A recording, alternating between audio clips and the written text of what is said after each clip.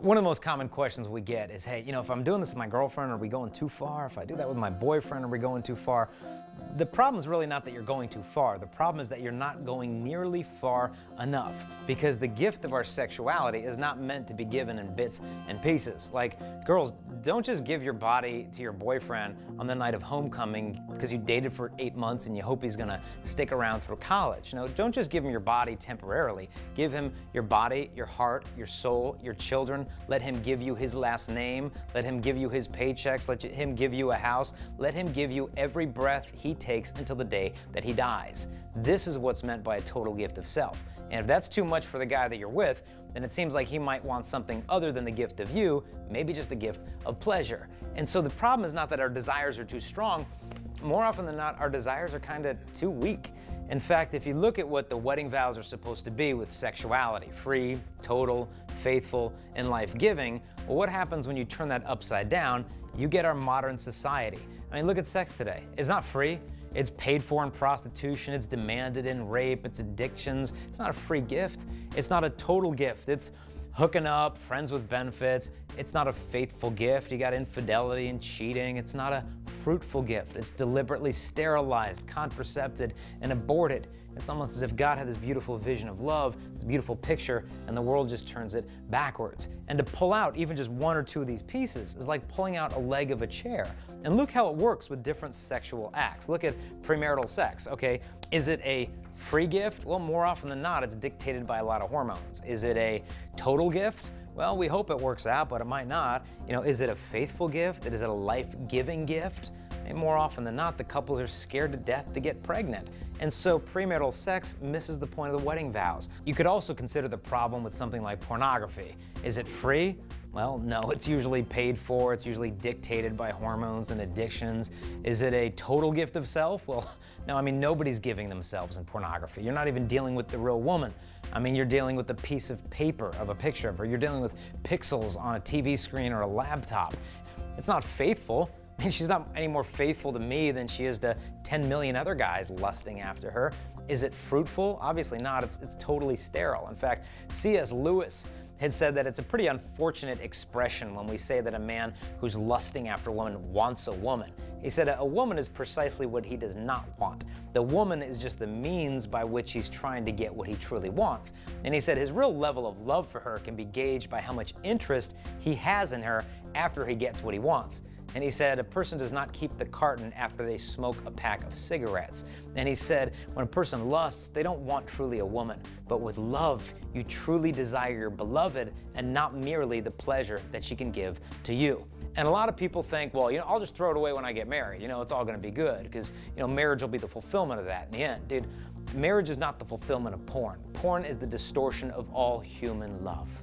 Look at other sexual acts, such as masturbation. Obviously, it's not free, total, faithful, or life-giving. It misses it on all 4 accounts. You could look something like a contraception or birth control. Is it a total gift? No, you hold back your parenthood. Is it a fruitful gift? No, it's deliberately contracepted and sterilized. And people for centuries have been trying to separate what God has joined, making love with making life, trying to separate the two of these. They did this thousands of years ago. Ancient cultures used to fumigate a woman's uterus with smoke so she wouldn't have children, to bind her uterus tightly, have her swallowing potions of sterility. It's like they didn't even care about the woman's health. It's the same today. Birth control pills increase your risk of getting breast cancer. When a woman takes birth control, she has over 150 physiological changes in her body. I mean, her cornea of her eye gets steeper, and one study said women on birth control blink 32% more often than girls not on birth control. I've said that at high school sometimes, and you look around and girls are looking at, look, she's on birth control. The girl's like, no, I'm not, stop, guys, what are you doing? Stop looking. The fact that this is not how our bodies are supposed to function. God has already created your body perfectly, and we shouldn't look at pregnancy as some kind of disease. And some people will say, well, you can't be naive. I mean, teenagers today, they're gonna do it anyway. You need to tell them to use protection, have safe sex. Do you realize how degrading this is to women, telling them that they're having safe sex as long as they don't get pregnant or get some sexually transmitted disease? Do you know a woman happens to be more than her sexual organs, and safe sex reduces it to that? As long as we protect that part of her, she's safe. No, she's not. She has a heart, she has a soul. If you really care about the woman, protect the entire person, and safe sex is not gonna do that. And another tough moral issue to tackle is that of homosexuality, because if the sexual act is supposed to be free, total, faithful, and fruitful, or life-giving, or ordered towards having children, homosexuality, obviously those acts are not ordered towards the creation of children. You can't make a total gift of your body to another. And so what are we to say? If you're a person like me who has friends who have homosexual attractions, I mean, what are they to do? Is there a place for them within the church? Well, absolutely. The world will tell them you only got two options. You know, you need to either hide in the closet, be out of fear that if anybody knew your real identity, they would hate you and be bigoted against you. Or, if you don't like that, then come out of the closet, embrace your sexual identity, and do whatever it is you choose to do. And the church says no. There happens to be a third option, which means you acknowledge that you have same-sex attractions. You can share that information with whoever you choose, and you don't need to be ashamed of who you're attracted to, because it's not like that's something that's entirely under our control. What we are in control of is what we do with those attractions. Now, Mother Teresa was getting interviewed on all kinds of different moral issues, and someone said to her, "What about the homosexuals and the homosexuals?" And she stopped, and she said, "I don't like the word homosexual." And they're, "Oh, Mother Teresa hates gays." And she said, no. From now on, you are going to refer to them as friends of Jesus. Now go on.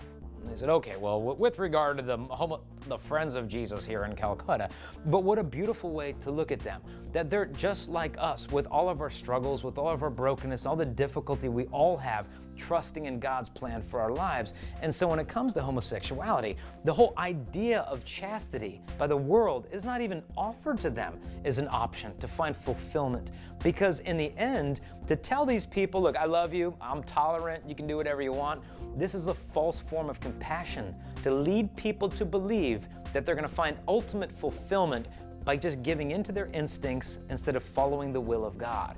And this is a difficult thing for them, the difficult thing for us. But if we truly love them, we'll call them to practice this virtue, and within it they can find freedom and peace. In fact, I knew a guy who lived an actively gay life for years.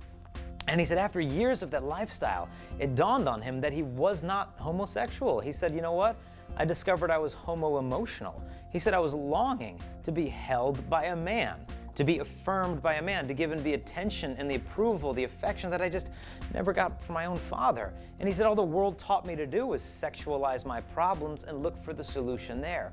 But now that he's practicing the virtue of chastity and purity, he's found real fulfillment. And I'm not going to imply from that anybody who has homosexual attractions has a terrible relationship with their father. I mean, obviously that would be a stretch, but in the end, we are in control of how we choose to live. And God calls these individuals to a life of purity, and we better love them, we better respect them, we better treat them with dignity. And part of that dignity is calling them to live in the image and likeness of God. So in the end, the Christian sexual idea of morality is not about saying a bunch of no's. Ultimately, it's about giving an emphatic yes to God's plan for our lives. To really say, Lord, are you Lord of my entire life? Because if you are, then I'm going to trust you and follow your will. Because in the end, look, we're made in the image and likeness of God. We're not like the animals. They have no control of whether or not they obey their instincts to fulfill their nature. We're not like that. I mean, you don't expect a dog to act in a moral way. It's ridiculous. It's not like you have some dog during mating season sitting there thinking, now wait a minute, you know, does this Rottweiler already have a girlfriend? Is this even the right dog for me? What would this dog's mom think? You know, am I ready for 14 puppies? I mean, it's laughable because we know they're not capable of living a moral life, but we're different. We're made in the image and likeness of God, and if we live like that and we love like that, we'll have peace like nothing the earth can offer us.